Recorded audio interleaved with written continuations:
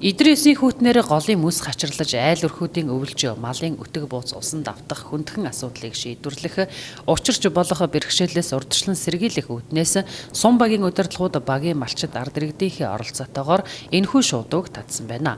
Алаг толгой багийн Гадар хөвөө гэх газарт 1.5 км урт шуудуу татан тухайн газрын усны голдрлыг өөрчилснөөр зөвхөн алаг толгой багийн 30-аад өрхийн хүн ам 15 мянган толгой мал усны халианаас хамгаалагдаж өнтөө өвлжих боломж бүрдсэн байна. Энэ харагч байгаа гол хавын намын цагт ирлээд энэ дутгшааны 30-аад айлын үйлж амын одоо нэг 40-аад мянга талбайг бол хадлан малын мэлчээг бол ингээ саад өчүүлжсэн. Энэ нам бол бид малчтаасаа бол гөрөнгөний гаргаад тамийн газартайгаа хамтаад бол энэ километр 500 метр шууд бол татчих.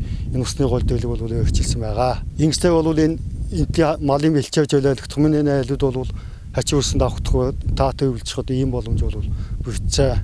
Малын бэлчээр юу бас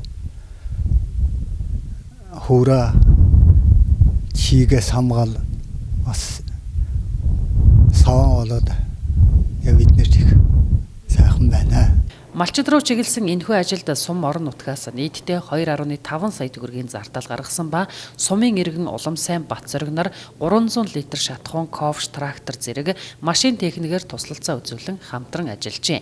Хамгийн гол нь сум багийн удирдлагууд иргэдтэйгээ хүчээ нэгтгэн ажилласан нь альва учирч болох гамшиг эрсдлээс урдчлан сэргийлж чадсан нэг чухал ажил болсон байна.